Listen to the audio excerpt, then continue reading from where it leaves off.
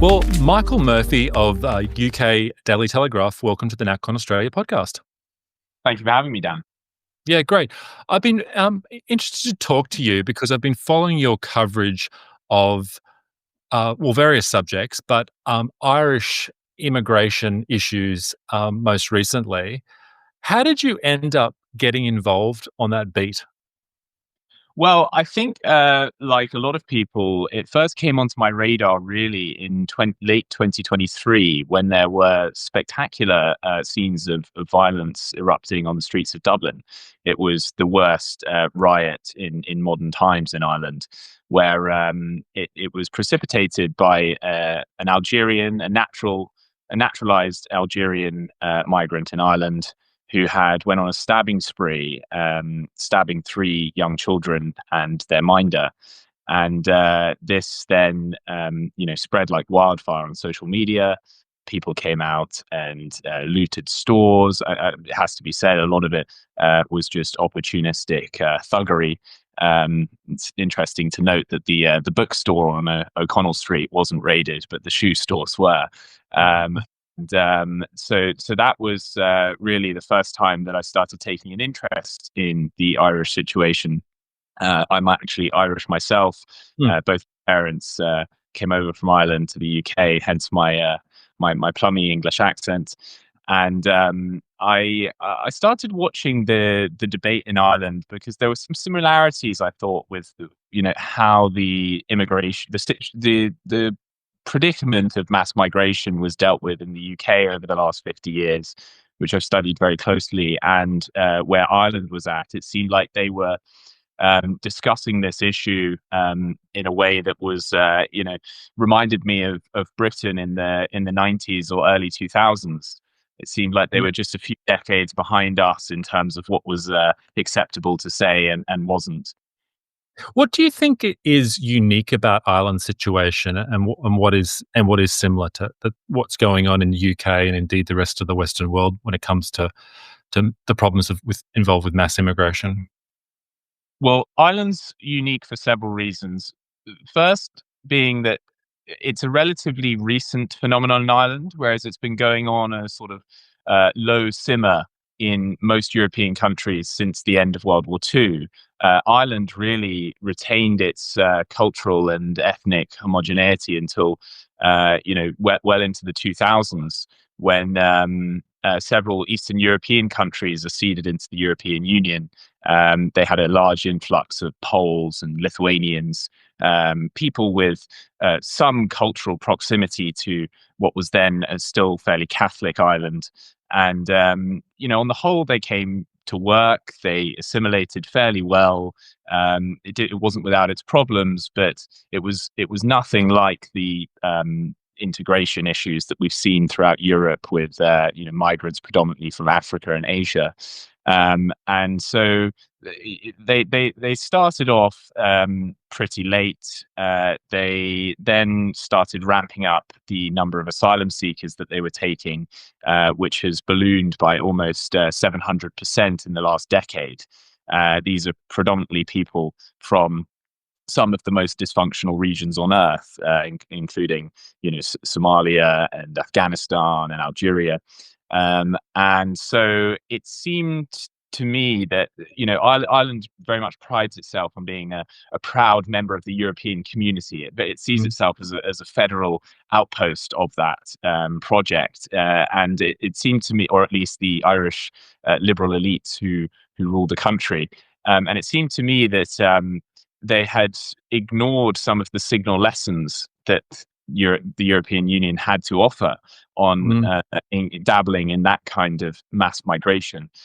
So I thought that was interesting, that it seemed like they were, in a way, the sort of last car in a pile-up crash, just speeding along full pelt into a set of very predictable quagmires and problems.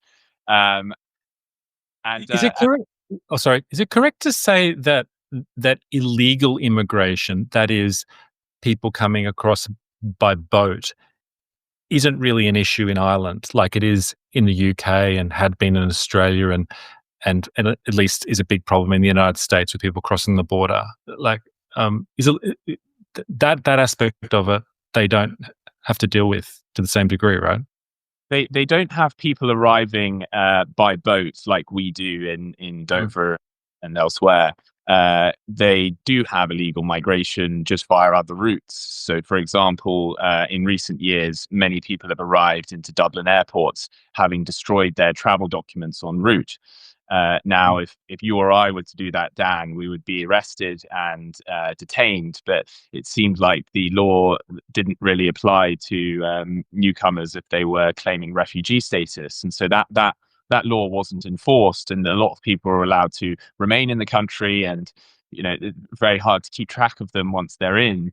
On that basis, there's also, by the government's own admission now, more than 80% of migrants are estimated to come from the border with Northern Ireland, which, at Dublin's insistence during Brexit negotiations, is a borderless border. There's no infrastructure to vet anybody or uh, you know impose checks on where they're coming from and whether they have a right to be in the country. And so the borders have been extremely porous in recent years, and that's Mm. allowed for a lot of what we now know conclusively to be illegal migration. The government recently admitted that around 80% of the people now arriving are in fact economic migrants posing as refugees.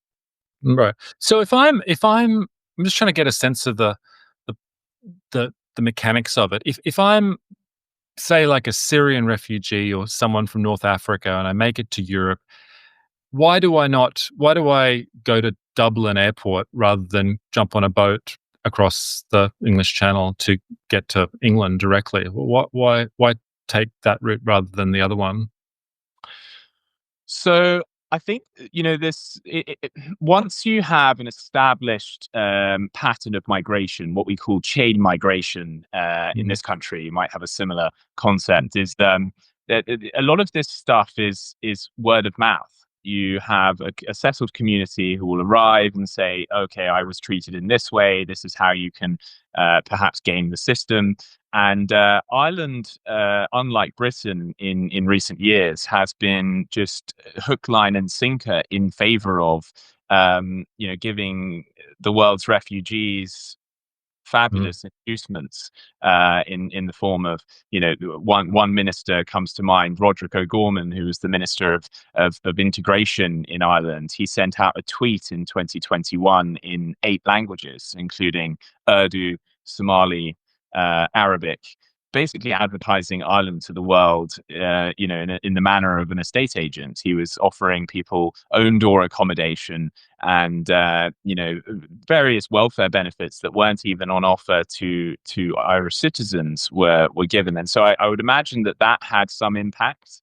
I think that the UK, when they were talking about a repatriation scheme using Rwanda as a sort of return hub for migrants, or a third country, I think that slightly made Britain a less appealing destination, and perhaps people were probing Ireland to see if that was a softer touch. I know from my own experiences speaking with refugees and economic migrants in Ireland that they were um, that there was virtually no friction in them coming into the country and often gaining citizenship, and that was a Mm. big draw. Right. Oh, and immigration is always about the numbers.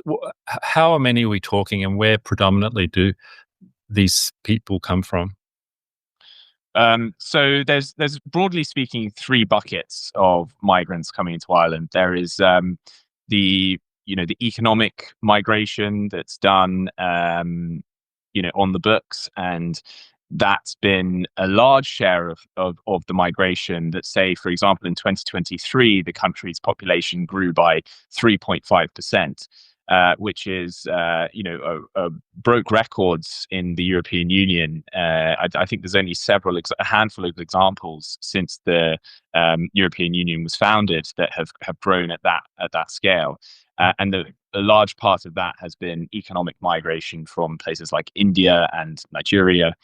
Then there was a large influx of Ukrainian asylum seekers after the war there got going, where Ireland took around 100,000, which, relatively speaking, I think was second only to Poland. in the European Union. Mm. And then lastly, there are asylum seekers, which are considered separate from the Ukrainians, and that has gone up by 650% over the last decade. And those Wow. are people predominantly from some of the like I say, the most dysfunctional parts of Africa and Asia, including Pakistan, North Africa, and Nigeria is actually where a lot of them have been coming from in recent years. And so the state's capacity to accommodate all of these people pretty much collapsed at the end of uh, last year. And so, they had to start handing out tents and sleeping bags. And I believe there's currently more than 3,000 homeless asylum seekers waiting on accommodation in Ireland.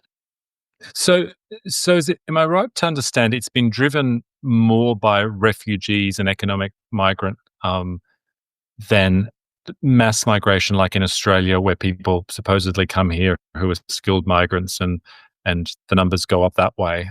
And is it different to what because reading the UK press, there's all this talk about the Boris wave, the people that um, Boris Johnson let in after Brexit, and people were claiming that the places that migrants came from different parts of the world other than Europe after Brexit. But it seems like in Ireland, the same thing happened, even though they remained in the EU. Yes, I think that the Boris wave was indicative of something that was far larger. Mm. Almost every European country saw a large rise in migration after COVID. There were immense stresses on parts of the developing world during COVID, where industries, people lost employment, people lost economic opportunities, and there was an explosion of people on the move once the world opened up again. And the Boris wave was just a sort of one of the largest cohorts, but Ireland experienced a very similar phenomenon of people from external to the EU Mm. coming to the country. And so it's very difficult to. A lot of the time, these things are quite overdetermined. You could say that what was it? The pull factors from Ireland? Was it the push factors of just international migration in general? I think it was an interplay of the two that led to that wave of migration around Europe. Yeah, what explains the particular political culture of Ireland, which sort of, at least from a distance, seems to want to outdo everyone else in terms of their openness and progressiveness to allowing refugees and migrants to come in from all corners of the world. It seems they're well beyond the attitude in Italy or other parts of Europe, right? Why do you think that is? I think for several reasons. One is that they can afford to be more bright eyed and bushy tailed about migration than Italy because they haven't felt the negative effects of it for the last 60 years.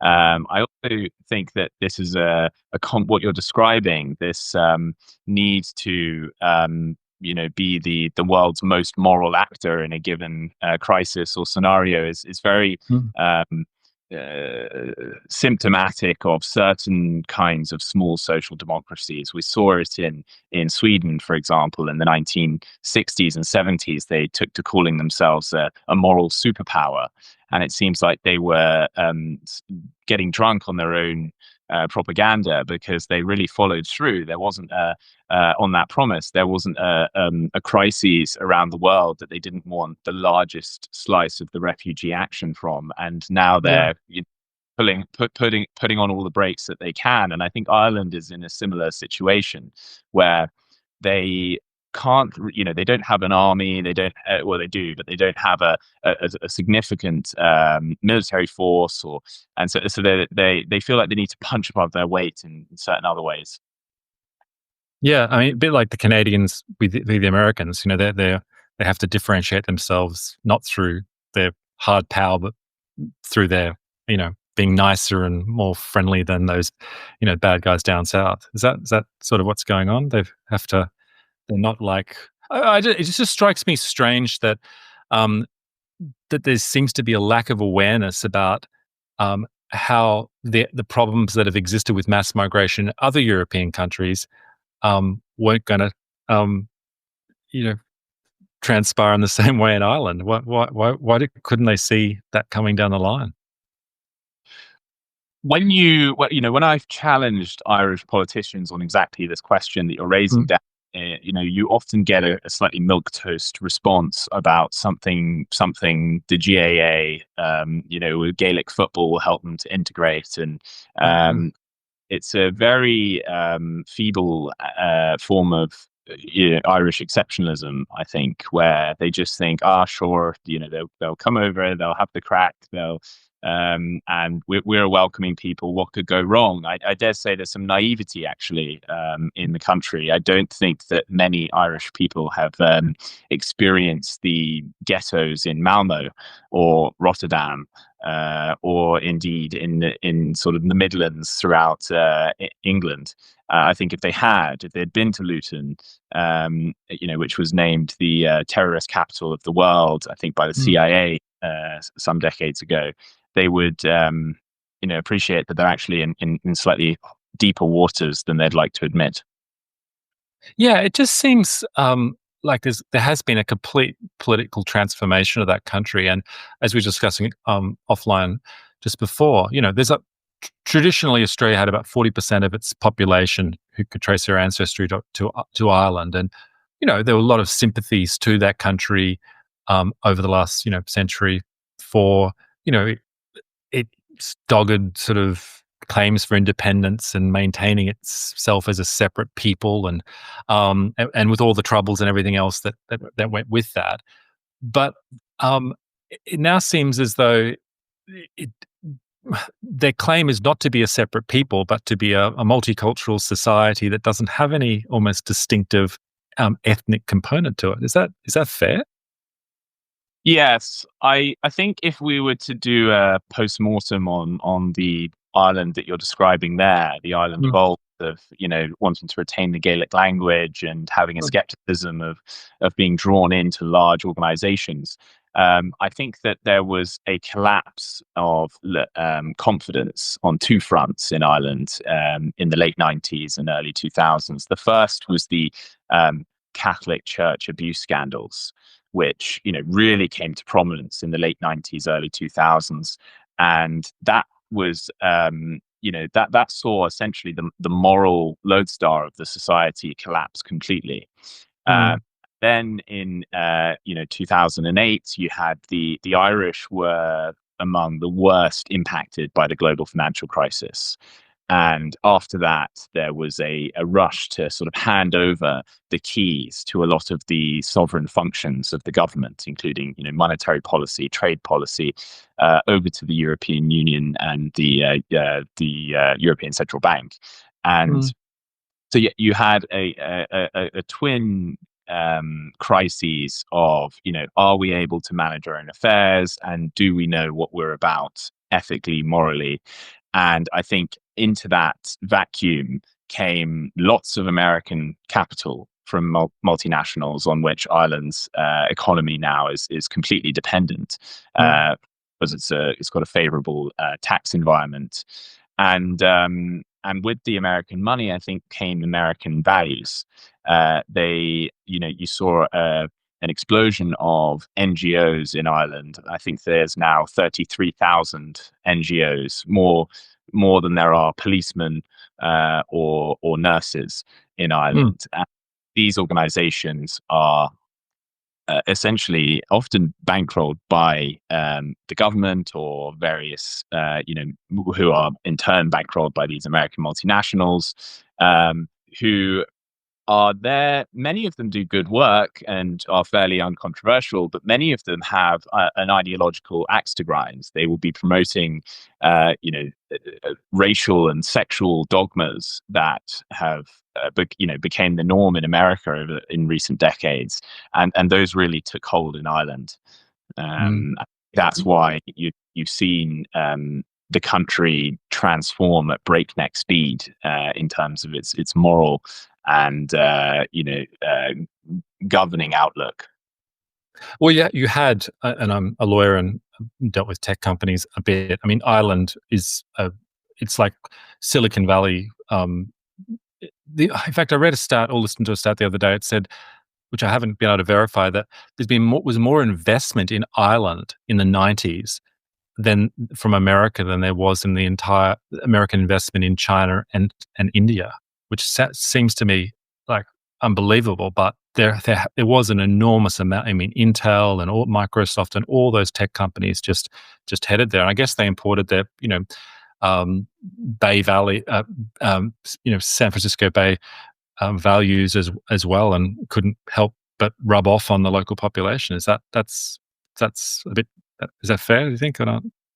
Yeah, I think that's fair. I think, like everybody, we are dual citizens, especially in the West, of, one foot in America and what's going on there with their massive, gargantuan cultural output. Mm, And the significance that their politics has for the rest of the world. And so I mm, think that part of it is as you're describing this proliferation of American commerce and what follows that in tow are things like ESG, sorry, corporate social responsibility, diversity and mm, quotas, etc. But I also think that they just, they would just be inhaling a lot of American culture, as we all are, and mm, they were very much in the market for a new set of values. mm, Um, some of so Mary Robinson was a president in Ireland, and she was Harvard educated in law, and she very much brought the values that she learned in America, in Ivy League America, back with her to Ireland. And she mm. was one of the great progressive campaigners. And so I think that there's in a way there's a I think an insecurity in Ireland, like there is in many small countries, that they can't really sail their own ship, that they need to look to something bigger, whether that be in Brussels or the values on the western the western seaboard of America. Yeah. But there is disgruntlement at the moment about the current situation in Ireland, right? What has been the political response to the protests and to the criticism that's increasingly being voiced about the numbers that have been let in? Um, so there's really been what would you say? There's been a great sort of oscillation between this is any protests are illegitimate and far right, and motivated by racial prejudice or bigotry of some other variety, and then the government will sort of hit a wall, either electorally, or a protest will just start creating much embarrassment for them, and then they will row back. There's Mm, very rarely a mea culpa of the kind of, like, we got this wrong. It's more that what is far right yesterday will become a government talking point or policy the next day. And it's just sort of like it's an irony that the most demonized people in Ireland are often doing its thinking for them, and then the government will just sort of plagiarize those points and act like nothing ever happened. And so they've on the whole been very unreceptive to the pushback they've been getting. Leo Varadkar, the former Taoiseach, famously said in response to one protest in a small town in Tipperary that no one has a right, a veto over who moves into their area. And he was technically correct, because Ireland has, in recent years, quietly suspended all of the due diligence that you would need around planning and getting tendering for government contracts, because they've declared a kind of state of emergency in terms of immigration. And so whereas usually you might have some democratic recourse to say, actually, no thanks, I don't want my small village of 220 people to be swamped by 280 migrants. Now, no such recourse exists unless you either take your protest to the streets or you challenge the government in the courts, which some places don't have the funds or the inclination to do. Yeah, it, that's a phenomenon which I don't think exists in Australia, where the a hotel, a local hotel or a hostel, sometimes a very upmarket one, is commandeered essentially by the state, and the migrants are put in there, and sometimes, well, from what I read, it's often at an inflated rate. So the owner of the hotel is kind of happy about it, but Mm. completely changes the character of the town. And it also seems a bit unjust that you've got the locals who might go up there for Christmas dinner once in a while, would never dream or would not ordinarily stay in this place, are having to, I don't know, host these foreigners in a place which they couldn't afford themselves.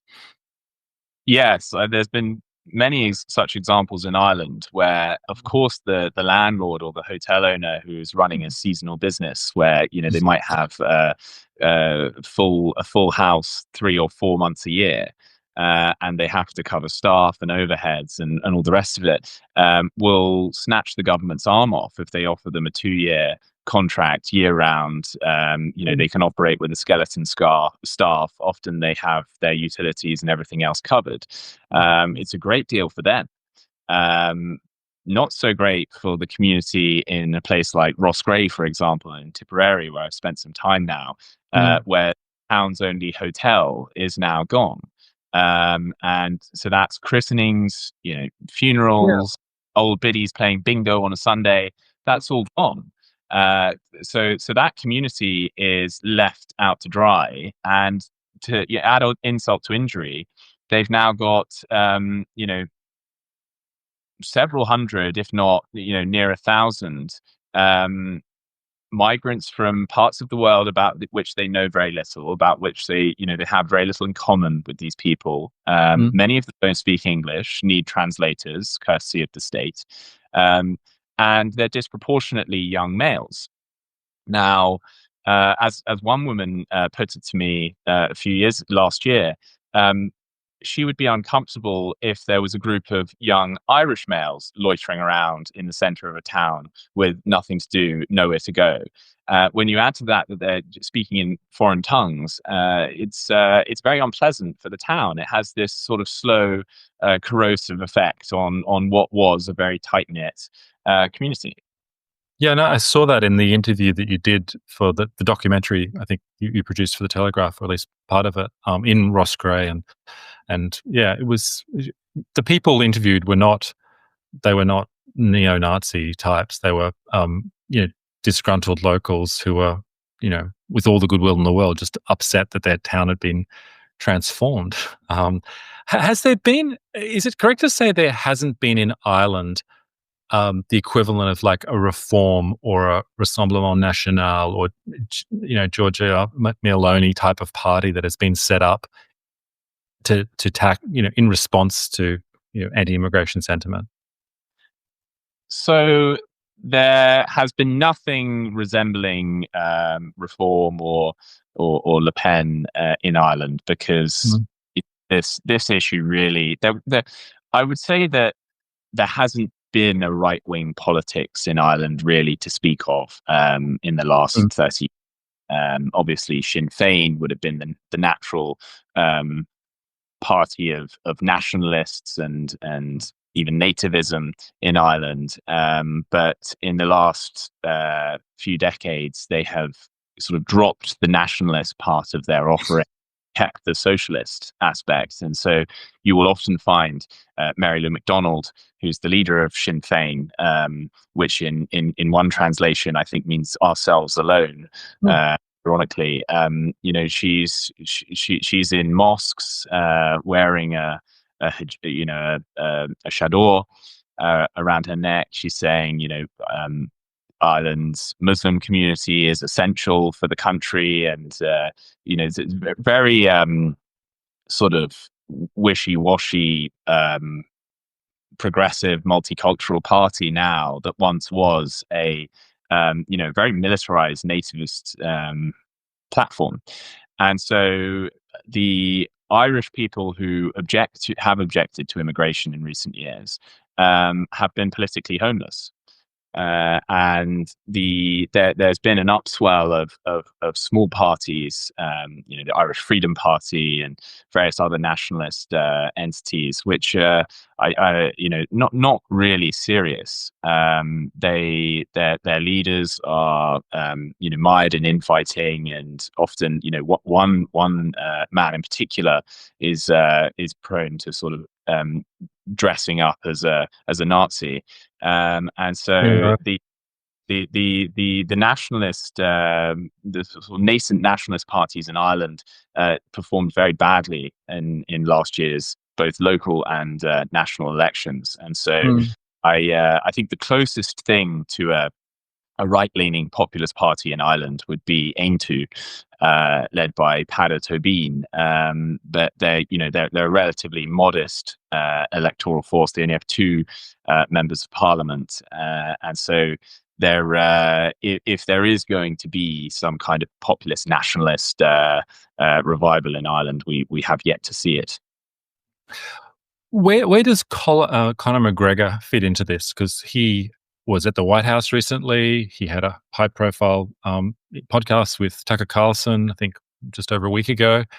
And he's certainly making those types of noises about, wanting to, um, tackle the immigration amongst other things. Um, but he doesn't have a party behind him. What's his plan? Well, I think you might be doing a bit too much justice there, calling it a plan. I think it's more of an instinct with Mm. Conor McGregor, like it is with many people like him from working class areas. Like McGregor is from Crumlin in South Dublin, which would be, down at heel, fairly reviled by the what we call official Ireland. Mm. You know, the the the people who really control the media and the government in the country, and it's people like McGregor's milieu from Crumlin that would be very skeptical of immigration and often have to bear the brunt of its worst effects because they're in areas that are already ridden with crime and poor public services, and they're having an influx now of what is effectively going to be another underclass um, of people who are living off the state, often creating increased waiting times for housing and putting pressure on hospitals and schools, and to on top of that are being prioritized often above the native Irish, and so the McGregors of the world are very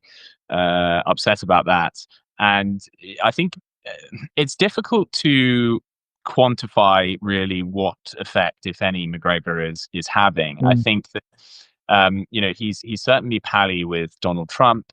Donald Trump has this tendency, which we've seen with Nigel Farage, to almost like pick his own ambassador to a given country.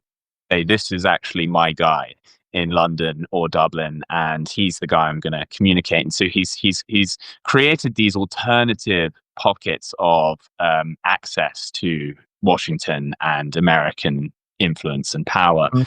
um, of which McGregor seems to be his local MAGA appointed comprador in Ireland.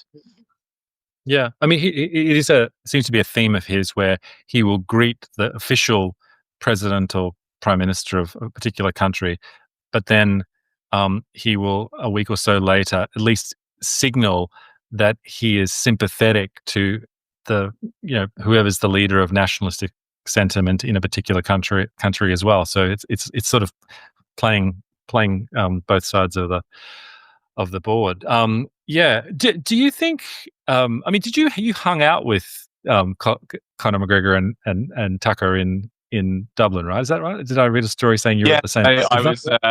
was. Conor McGregor sent out a tweet inviting people down for a drink Yeah. after his with Tucker Carlson, and so I went along for the Telegraph to write about what shaped up to be quite an odd evening Right. with cast of colourful characters. He McGregor seems to be aiming his message at the Irish diaspora in America, which is Yeah. 40 million strong. And I think it's almost reminiscent of the Troubles when a large part of the Mm. Republican activity in Ireland was bankrolled by those Bostonians, often with shamrock tattoos, who were more Irish than the Irish. And I think that they're trying to get the cavalry to, as it were, to come over from the hill in America. And I think that was what the Tucker Carlson interview was designed to do. I think that's what McGregor's appearance in the White House was designed to do, is to raise the alarm among Mm. the Irish in America, to, as he put it, to me, let them know that the country where they hail from, where their ancestors hail from, is soon to be no more. And this is a message that is completely rejected by the Irish establishment as Mm. misinformation and all the rest of it. However, in some places, it's as unpleasant a character as McGregor is in his personal life and much more, Mm. there is something to be said for that. Yeah. There is a community in County Tipperary, a small village called Dundrum, with a population of 220 people, which is now bracing itself for the arrival of more than 270 asylum seekers. So that's the complete effacement of the people and the culture in that area.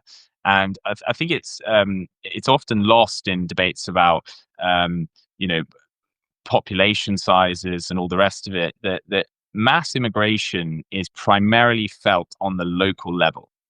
It doesn't necessarily matter that you're still a majority in, countrywide. If you're now a minority in your village, that's your whole world turned upside down. Yeah. And that's, one of the points that McGregor made in the White House, that communities have been overrun in one swoop.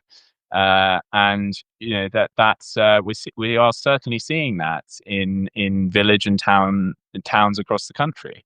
There's another place called Lisdoonvarna, which a few years ago was outnumbered by Ukrainian refugees.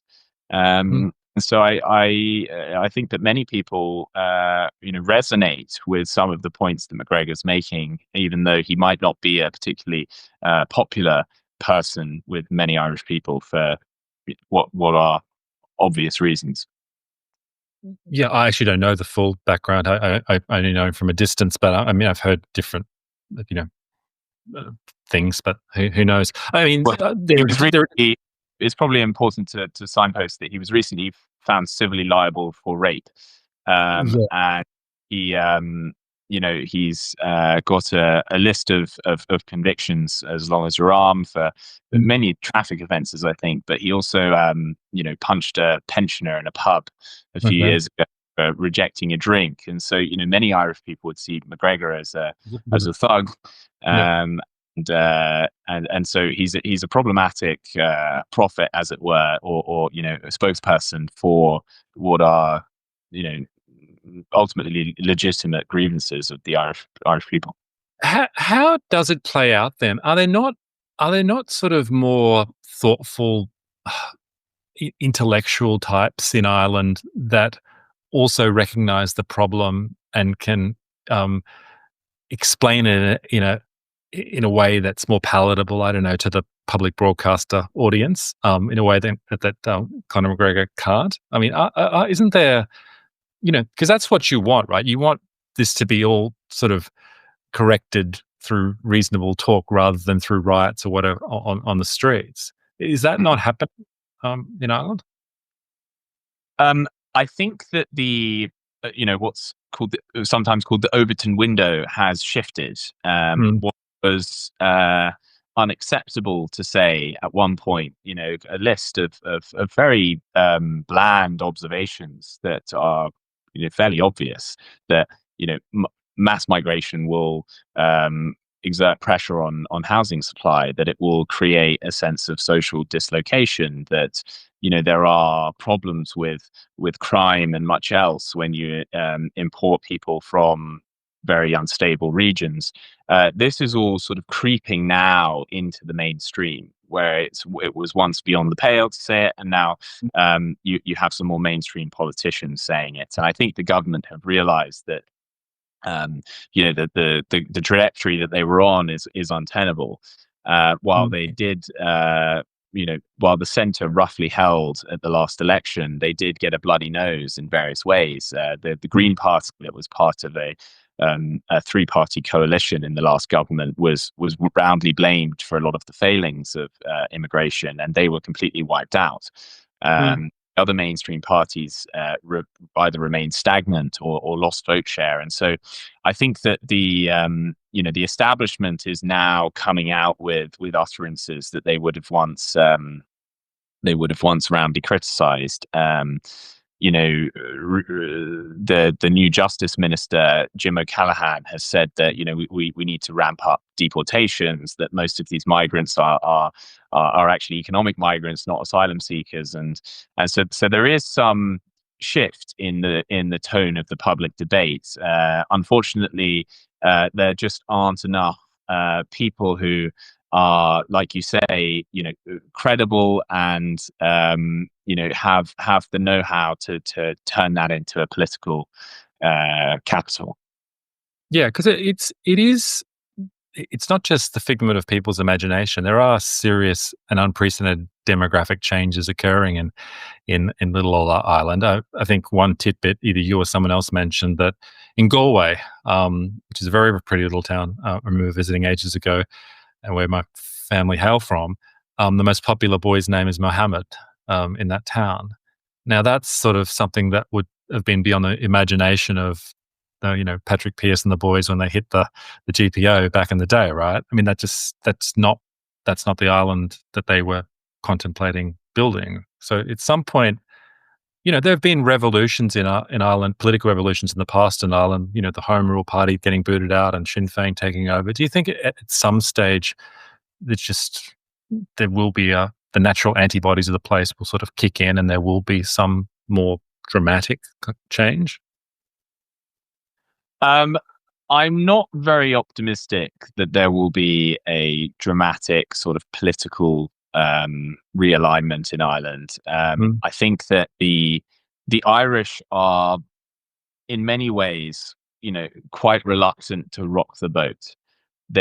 They just want to muddle on, and there's not a lot of scope to be an eccentric or to be a heretic in Ireland. And we could psychology, try and work out the psychology of that. So I think Mm. it's probably a residue of the Catholic culture, and a very they have a great sporting culture where it's there's an emphasis on being a team player, and I think and because it's in some ways got that small town mentality, that the people who are often the Cassandras on issues like this are tend to be quite problematic characters like McGregor, who have a maybe a slightly antisocial or disagreeable way about them, and that will put off many Irish people. And Mm. so I think it's if there is to be a massive political reckoning, it will probably swing in the direction of Sinn Féin, who, according to recent polls, are now polling at around 25%, which I think is greater than the other two main parties of Fianna Fáil and Fine Gael.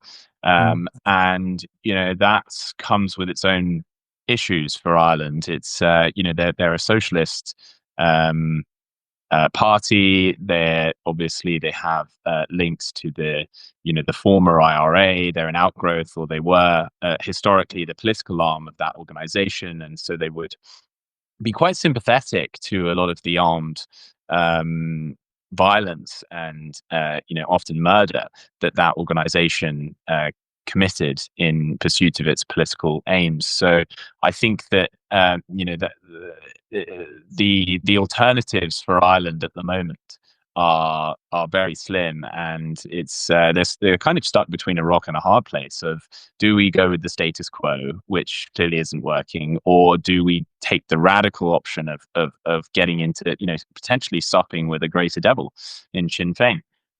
I mean, the irony of all this is that even in Northern Ireland, the demographic change is happening so quickly that the old sectarian divide is sort of being diluted through mass immigration. So, are you familiar with how that's playing out, or how that's changing the politics of Northern Ireland?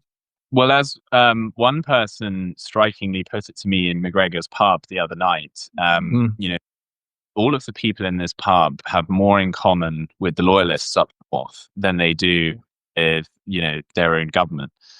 And so there is a sense of, the enemy of my enemy is my friend, and that the greater existential peril for Irish culture and its people is the mass migration of people from the far flung regions of the world that many feel are being imposed on them. So I think there is that diluting effect, certainly among the people who feel strongest about this issue. I saw some footage. I don't know how representative it is, with some Sinn Féin types and some unionist types in the north holding hands and anti-mass immigration protest. I mean, that was something that wouldn't have happened 30 years ago.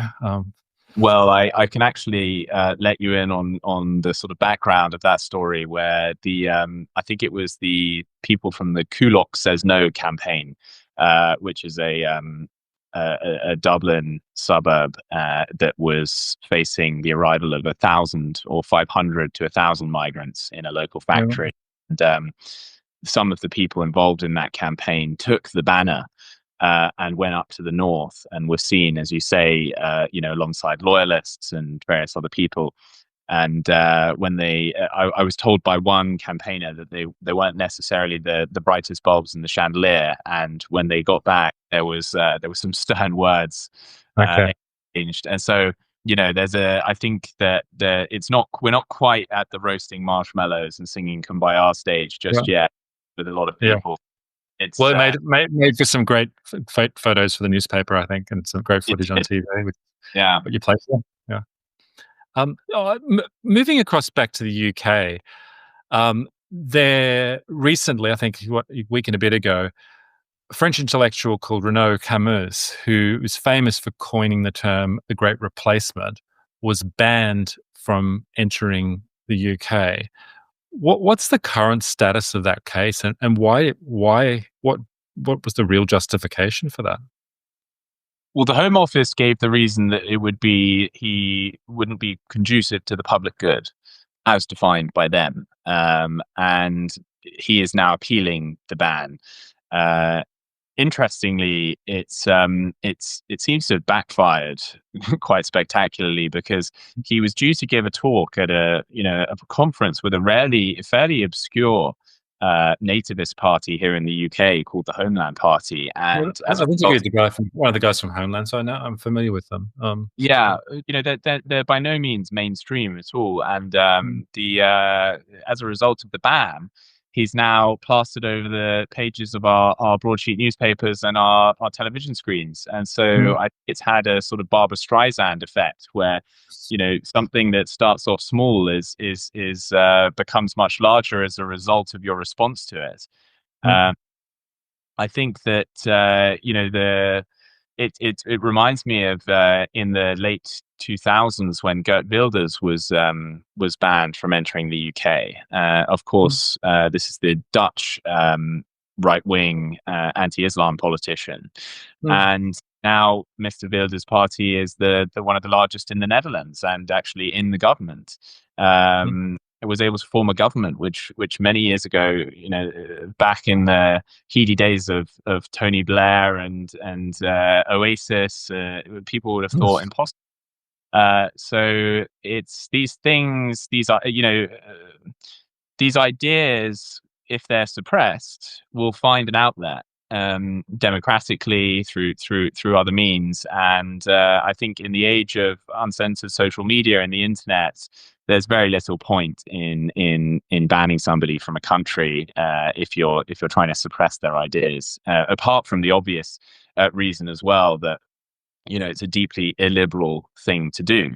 I think that in the debates around free speech, what's often lost is you're not just suppressing that person's right to speak, but also your own right to hear and listen to what they have to say.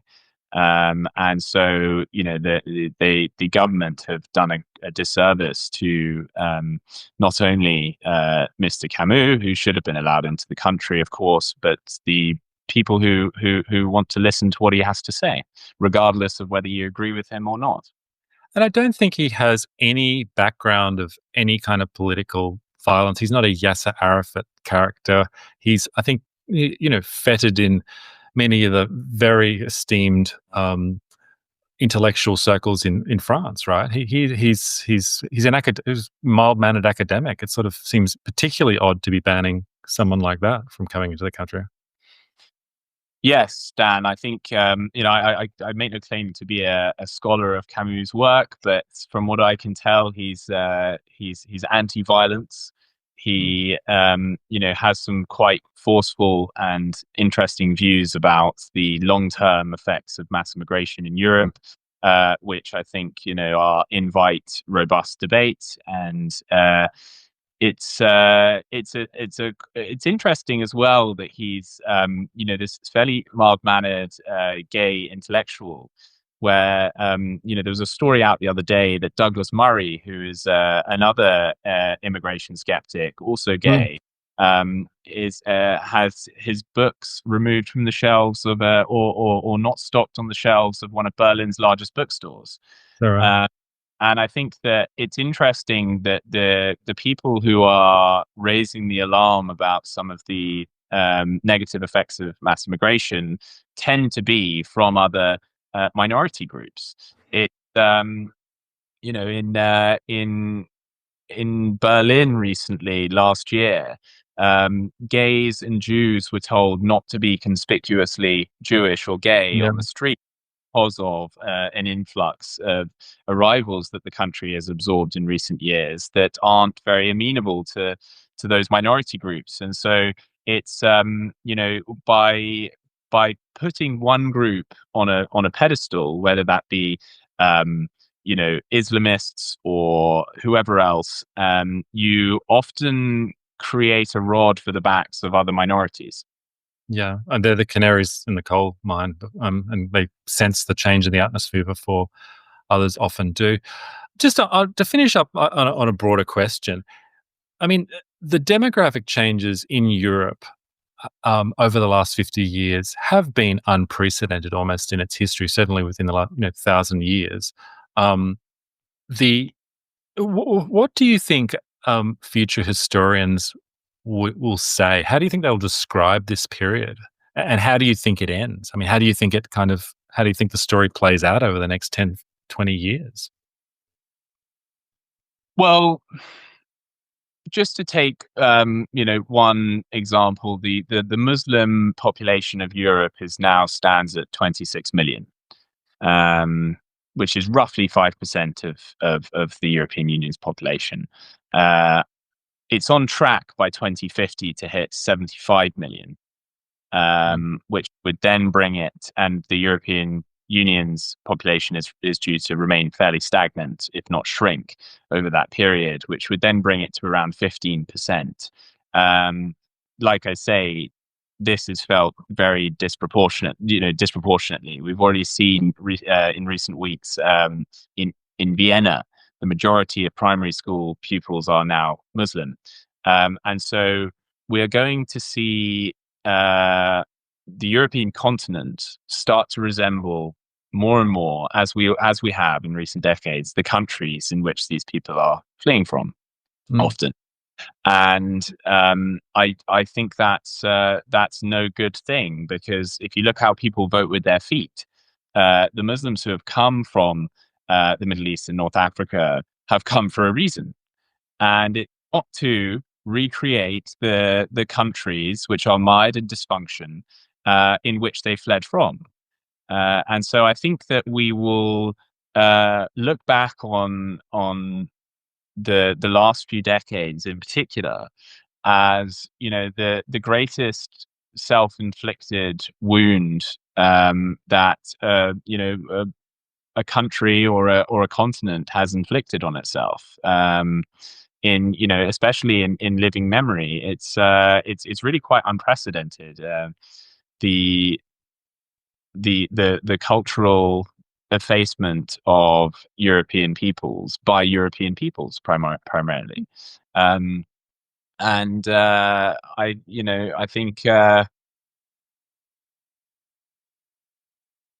think historians will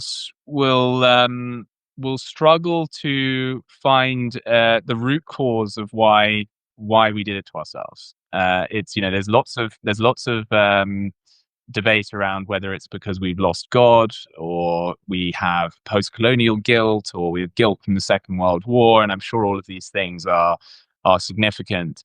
But there's something there's a sort of civilizational ennui where I think we've just um, exhausted ourselves, and do not believe in our own story, in our own future, really. And so we've just handed over the reins of our societies without a fight. So I think, yeah, it will be a rather grim history. I'm sure there will be twists and turns that are hard to see now, that are causes for optimism and even more skepticism. So it's Yeah. yeah. Well, it's one for a future Chinese gibbon to write a long, lengthy tome about, I'm sure. Hey, This peninsula on the Asian continent, this strange peninsula we called Europe. that's right. If you can be, I don't know, grimmily jocular about it all, that's not great.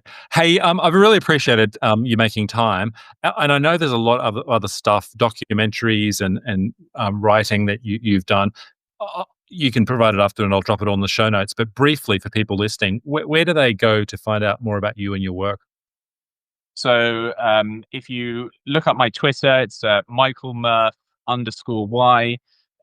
You'll find I regularly post about my writings and the films I'm making. I have a Substack on that page that you can find there. I write for the Daily Telegraph, the National Post, among other magazines, and I also have a documentary platform called Outpost Studios on Substack, which you can find all sorts of podcasts and video essays and documentaries that I'm making there as well. Great stuff. Well, appreciate your time again, Michael, and I'm sure people in Australia will find this fascinating. Thanks very much. Thank you, Dan. See you, mate. Bye.